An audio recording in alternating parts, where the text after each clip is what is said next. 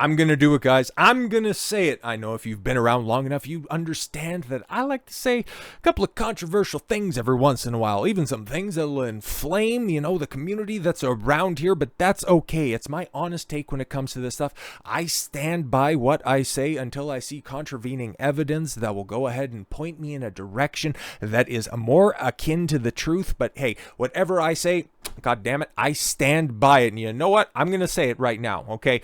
I like Sydney Sweeney. I know, hot take right there, okay? And it's not for the reason that a bunch of simps are out there, okay? She generally seems like a pretty decent person, okay? She understands what brings everybody to attention whenever she's on screen. I like her for that, okay? I'm not going to discount that as well, okay? Yeah, her looks are a giant reason that a lot of people are taking her seriously. I really hope that she develops a jump shot later in life because, she's 27 like that, and you know what? Always be looking like that. I don't want her to go down the path of Scarlet. Oh, this is totally 100% authentic. Our big Avenger Zoom call Johansson route, who used to be the baddest bitch walking the face of the earth only to become a political nut job. No. I would like for Sydney to step into that very vacant role of just high profile, in demand actresses, because there's nobody else that's out there. Nobody else that's out there that's talented, reliable, and easy on the eyes. Okay, let's be completely honest. There's a short list and a shorter list of modern day movie stars, and she has the talent, and she has two big reasons why people want to give her a break, and so hopefully she makes the most of that. And then also, probably the biggest reason that I like her is because she looks like she's having fun wherever she goes. That's a big thing, right? She was on SNL in the aftermath of the Madam Web stuff, and I think that she handled that stuff exponentially better than Dakota Johnson's crusty old ass. She went on multiple red carpets with those things thangin'. She did the monologue on SNL and had a laugh about Madam Web, but didn't deride anybody attached to it, saying that, yeah, you probably seen me in this one gimmick, but you didn't see me in Madam Web. Ha ha ha ha ha. Understand, yeah. And reading the room. But then when, people were going at her earlier this year, and we talked about this, and I found that to be incredibly hilarious. She was wearing the sweatshirt after everybody was saying, oh, why is she getting so much attention? And, oh, she should be covering that stuff up. The haram police all of a sudden from the left after they're talking about, sexualizing kids, you bunch of freaks. But for a grown-ass, a really attractive woman, you want her to cover up? Oh, right then. And then, coming back with the sweatshirt that said, sorry for having great tits. It's like, that stuff's funny, man. It's very funny, and it's an actually refreshing take from a celebrity. But then also being down low mega and, coming from a structurally sound household, that also helps too.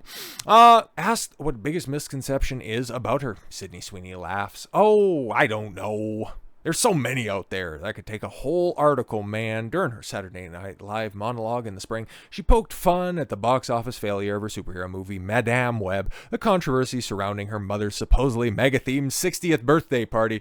Yeah, that's the first time that I seen her, pop on the radar. I think that was, oh God, was that in 2022 or 2023? Everybody was trying to drag her then. It's like, bro, it's her mom's birthday party. That's based as hell. And even rumors that she and Anyone But You co-star Glen Powell had an affair. Hopefully you realize how silly all the headlines are, because you know how this works. She says, from North Carolina, where she's filming a biopic about renowned boxer Christy Martin. Okay, we're gonna have a conversation. We'll talk about 30 minutes. It's condensed about how people understand the context behind the conversations, and it's all clickbait. Fortunately, I don't get to control my image. My image is in your guys' hands. Yeah, there she is. Okay, another reason that I like her, and this is in stark contrast to the last video that I recorded not that long ago about Rachel Zegler. Okay, somebody with a zero self-awareness, with completely and totally externalized view of the world.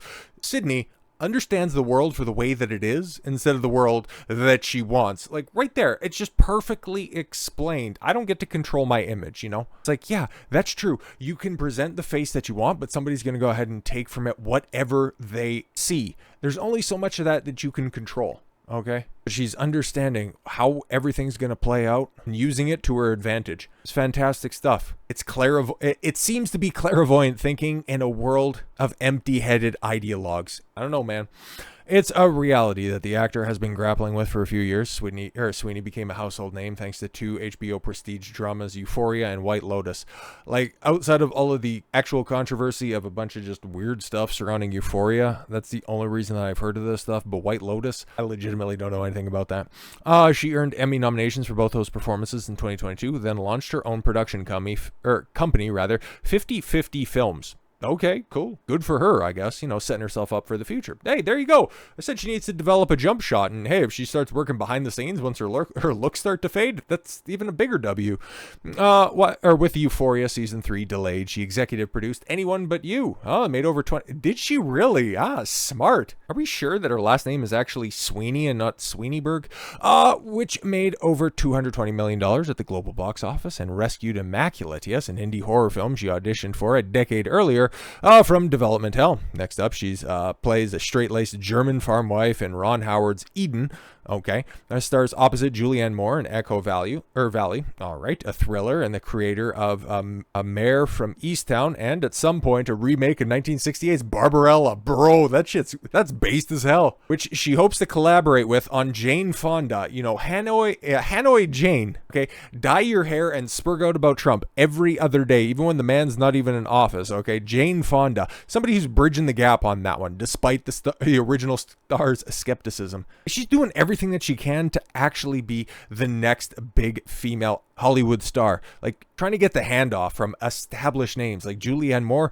That's somebody. Ron Howard, I know it's been a minute since his name has been attached to anything of greatness, but doing a good job right there. And then doing smaller films from her own production studio just to continue to get her name out there, because those are the prestige roles. Those are the ones that actors and actresses take in a love of the craft type situation, or to just get some awards buzz. Yeah, she's doing everything right. And in regards to this Vanity Fair interview, which I don't really want to read all that much more because Vanity Fair is completely stupid, but the big takeaway from this one was Sydney Sweeney calls BS on Hollywood's, sisterhood uber Alice. Bro, what? That's great. Women empowering other women movement. Yes, none of it's happening. Yeah, it's a big facade, bro. Because here's the thing. You might click on the random video where I go ahead and say that this bitch is dumb, or, what the hell is that hoe up to? I might be saying goofy things like that, and you might think, oh, that guy's a misogynist. He hates women, but nobody hates women more than women, bro. You know it. I know it, and Sydney knows it. Sydney Sweeney is calling out Hollywood over its women empowering other women movement, claiming the whole idea is an illusion. The Anyone But You star spoke about a power dynamic among women in the entertainment industry during an interview with Vanity Fair for the magazine's 2025 Hollywood issue. It's very disheartening to see women tear other women down, she told the outlet in an interview published Wednesday, especially when women who are successful in other avenues in the industry see younger talent working really hard, hoping to achieve whatever dreams they may have, and trying to bash and discredit any work that they've done. I wonder who she could possibly talking about. Maybe some old hoes that used to be on the call for the roles that, Sydney's getting right now. I wonder if that's the case. The entire industry, all people say is women empowering other women. None of it's happening, Sweeney added. All of it is fake and a front for all of the other shit that they say behind everyone's back. I mean, yeah. Another example of, bitches be catty. The Euphoria star went on to share her thoughts on why some women might tear each other down in private while pretending to embrace the virtues of women's empowerment in public. Well, I mean, jealous hoes be jealous hoes. I mean, there's so many studies and different opinions on the reasoning behind it. Sweeney continued, I've read that our entire lives we were raised. It's a generational problem. Oh shit, she's going to get esoteric here. To believe only one woman can be on top. There's one woman who can get the man. There's one woman who can be, I don't know, anything. So there's all others that feel like they have to fight others to take on one woman instead of being like, let's all lift each other up. Wow, she's describing the phenomenon that so many other people, myself included, have pointed out the world. She's coming at it from this abundance mindset. that. But realistically, there's so many other people that are out there, and especially the jealous and envious ones, and they see it from a scarcity mindset. They see that there's only a certain amount of pieces of the pie to go around, and not understanding that, yeah, if there's a lack of pies out there, you can just go bake another one. Like, it's really not that difficult. There's so many eyeballs, there's so much attention to go around. You don't have to live in a deficit. But I understand when your competition is looking like that, you got nothing going for you. Oh yeah, it's so much easier to tear down. It's so much easier to attack than it is to use it as an inspiration. Sweeney also said that she's still trying to figure it out herself, explaining, I'm just trying my best over here. Why am I getting attacked? Yeah, exactly, because, well, there's the people that are attacking you. Is it any reason why? Women's empowerment in the entertainment industry, or lack thereof, came up during the Vanity Fair interview in reference to the controversy that blew up earlier this year after a veteran Hollywood producer publicly criticized Sweeney's acting abilities and her physical appearance.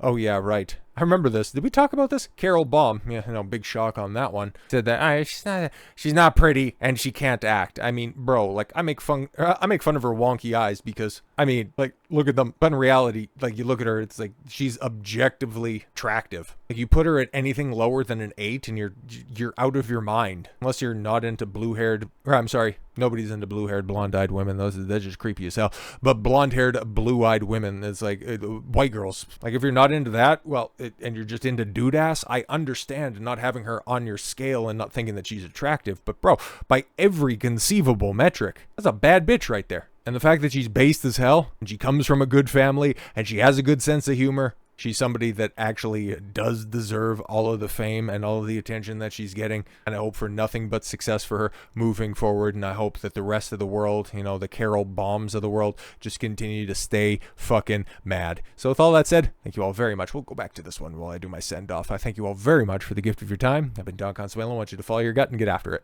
Take care, everyone.